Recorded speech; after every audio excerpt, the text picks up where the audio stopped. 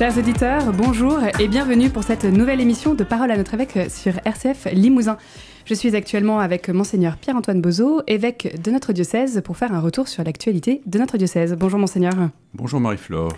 Alors Monseigneur, cela fait quasiment un an jour pour jour que la communauté des moines bénédictins s'est installée à Solignac, dans l'abbaye de Solignac, une année durant laquelle ils ont pu prendre leur marque, démarrer la restauration de l'abbaye et réfléchir un peu à un projet économique. Alors quelles sont leurs nouvelles ? Alors leurs nouvelles sont bonnes, les 10 moines qui sont arrivés continuent avec beaucoup de vigueur la vie monastique, c'est-à-dire c'est une vie très réglée ce qui concerne la prière, donc 7 fois par jour, ils sont dans l'abbatiale pour prier, ils célèbrent la messe. Et puis après, il y a la vie d'une maison. Alors, il n'y a pas de salariés, donc c'est eux qui font tout, la cuisine, le ménage, et puis les travaux. Alors, ils ont investi beaucoup dans le jardin, mais également dans l'aménagement, parce que cette maison avait vraiment besoin de revivre et retrouver des habitants. Donc, ils sont, je pense, très occupés, très accaparés par l'installation qui continue d'une certaine manière. Je crois qu'ils veulent vraiment prendre leur temps pour entamer des travaux importants. Ils sont en lien avec un architecte, mais ils veulent bien réfléchir sur leur propre installation, et donc il faut qu'ils habitent les lieux. Donc pour l'instant, ils sont encore dans cette étape-là, et qu'ils voient ce qui sera bien pour pouvoir développer l'accueil, puisque ça fait partie de la particularité de cette communauté bénédictine de développer de l'accueil à l'intérieur de la clôture pour des hommes qui viennent suivre des retraites selon les exercices spirituels de Saint Ignace. Et donc, tout ça prend un peu de temps. Ils ont commencé à recevoir de manière un petit peu familiale, on peut dire, de fait, pour l'instant, des hôtes pour des retraites, mais c'est un peu à titre expérimental. Et puis, ils continuent, comme vous l'évoquez, en parlant d'activité économique. Il faut aussi qu'ils aient de quoi vivre. Ils vivent beaucoup d'amour et d'eau fraîche, mais ils ont aussi besoin de revenus quand même. Et donc, pour l'instant, ils sont alimentés par la maison mère, j'allais dire, Flavigny, la communauté qui a fondé. Mais il faut qu'ils puissent avoir une autonomie économique. Et donc, leur projet actuel à l'étude, c'est de produire de la bière monastique, ce qui finalement, malgré peut-être les idées reçues, n'est pas si courant en France. Il n'y a que l'abbaye de Saint-Wandrille qui produit de la bière monastique. Alors c'est très répandu en Belgique, les grandes abbayes de Leyve, de Grimbergen qu'on connaît, ou chez les trappistes aussi, mais en France, il n'y a qu'une abbaye qui produit de la bière, et donc comme la bière monastique est une bière qui se vend bien, ça peut être une activité économique tout à fait intéressante pour eux. Donc ils sont en train de réfléchir à tout cela. Ce sont des hommes, ils n'ont pas les deux pieds dans le même sabot, donc ils font des projets, et je crois qu'en tout cas, la fondation semble bien partie. Alors Monseigneur, dimanche dernier, nous avons ouvert la belle route de l'Avent qui annonce par la même occasion un changement d'année liturgique. Alors, elle est différente de l'année civile. Comment est-ce que ça s'explique ? Oui, il y a un petit décalage entre l'année civile qui commence au 1er janvier, puis l'année liturgique qui commence au premier dimanche de l'Avent. Donc, c'est pas une date fixe. Ça dépend à quel moment. Ça peut être fin novembre, début décembre, le premier dimanche de l'Avent. Et alors, ce qui est assez beau, c'est que le cycle liturgique annuel est organisé autour de 2 grands événements, qui sont les 2 grands événements de notre salut, on peut dire. C'est le mystère de l'incarnation, Dieu qui se fait homme, et le mystère de la rédemption, Dieu qui nous sauve. Alors, il nous sauve par toute la vie de Jésus, mais spécialement par le mystère pascal.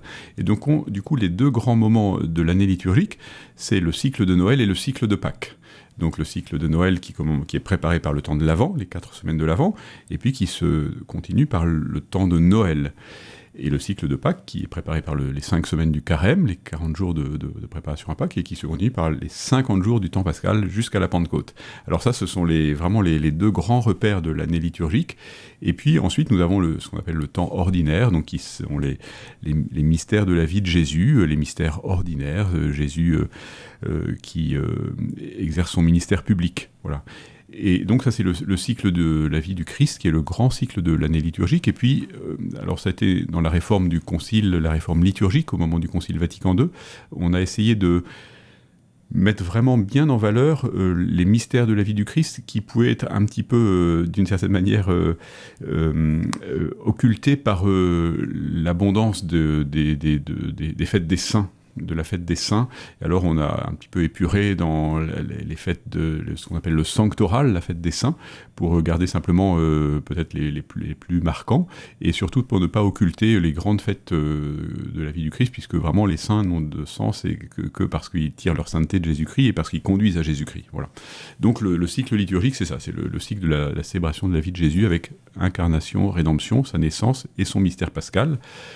Voilà, alors le temps de l'Avent, dans lequel nous entrons, au premier dimanche de l'Avent, c'est Adventus, hein, c'est l'avènement, ce qu'on traduit en grec par parousia. Voilà, ça signifie que nous attendons, alors c'est le temps de l'Avent, c'est vraiment le temps de l'attente. Nous attendons et le mystère de Noël, la naissance de Jésus, mais aussi nous attendons le retour dans la gloire de Jésus. Et donc c'est ça que nous célébrons pendant ce temps de l'Avent, vraiment en évoquant d'abord le retour glorieux de Jésus à la fin de l'histoire, et puis son retour à la plénitude des temps quand il s'est incarné. Voilà. Et donc c'est très riche comme temps, mais surtout ça stimule notre désir de Dieu. Voilà. Le temps de l'Avent stimule notre désir de Dieu, notre désir de la rencontre avec le Christ qui vient qui se fait l'un de nous. Donc c'est très beau, ça nous ressente sur voilà, le cœur de notre foi. Et puis c'est chargé dans la tradition chrétienne et dans notre culture occidentale de tout ce qui tourne autour de la préparation à Noël, la crèche, les calendriers de l'Avent et les joies de la fête de Noël, qui est devenue, on le sait, une fête très populaire, hélas assez commerciale, mais ça veut dire que ça a marqué culturellement notre pays et que les chrétiens sont invités à en profiter pour en faire un temps vraiment pour creuser le désir de Dieu. Alors justement, comment pouvons-nous préparer nos cœurs à l'arrivée du Christ ? Alors peut-être d'abord en luttant un peu contre la tentation de se laisser accaparer par la dimension, vous voyez, Noël, fête de famille, les cadeaux, la fête commerciale, donc faisons attention de se préserver un peu de tout ça, même si ça participe de la joie de Noël, de faire des cadeaux, c'est beau, mais le vrai cadeau, c'est l'arrivée de Jésus. Et donc c'est comme ça qu'il faut préparer nos cœurs.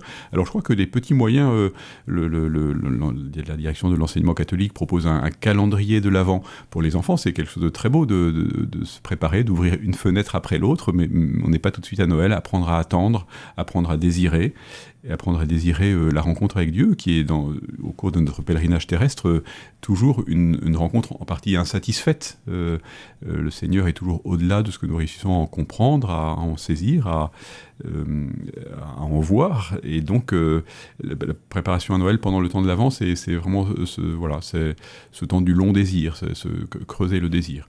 Et donc les moyens évidemment que l'Église nous propose sont ceux de la prière, mais c'est une prière d'une certaine manière alimentée par des très beaux textes de la liturgie, avec toutes les prophéties de l'Emmanuel, de la venue du Seigneur parmi nous, et puis des cantiques de l'Avent qui sont aussi très, très, très stimulants. Donc j'allais dire, pour se préparer à Noël et pour bien vivre ce temps de l'Avent, il me semble qu'il faut profiter simplement du trésor de la tradition de l'Église qui dirige vraiment nos cœurs, nos regards, nos intelligences, nos âmes vers ce que Dieu veut nous donner. Vous allez vivre dans les jours à venir un temps de retraite avec les prêtres de notre diocèse dans l'abbaye de Maumont. Alors que l'on soit prêtre ou laïque, pourquoi est-ce que cette démarche de retraite spirituelle est-elle importante en fait dans notre vie de chrétien ?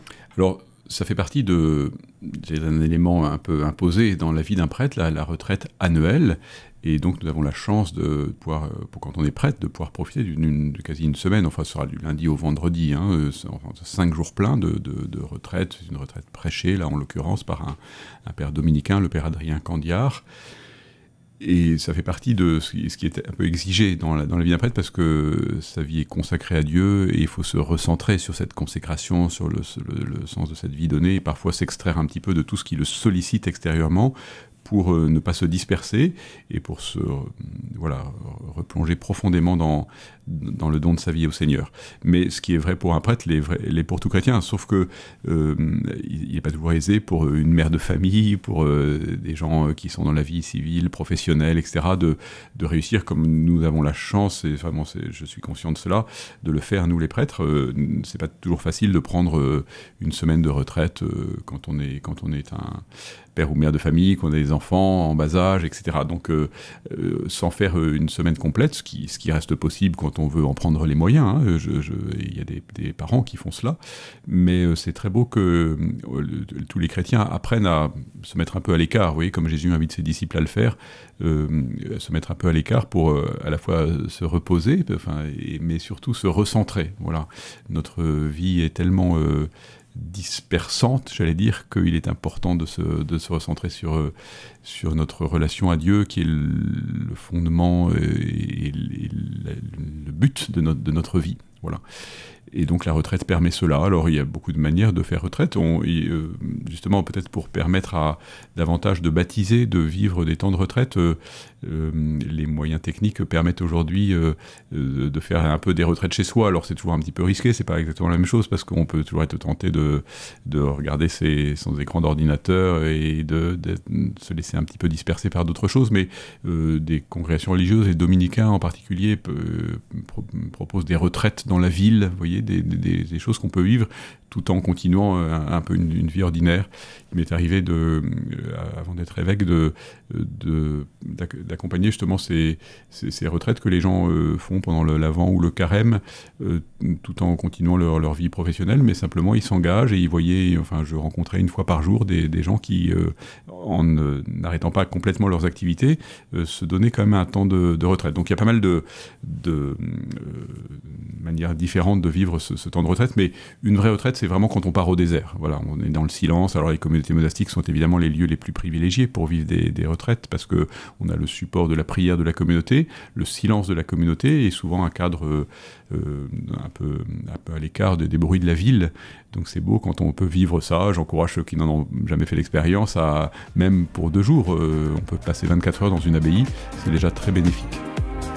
Merci Monseigneur, merci pour ce temps d'échange. Chers auditeurs, merci d'avoir été à l'écoute avec nous sur RCF Limousin. Je vous souhaite une très belle soirée.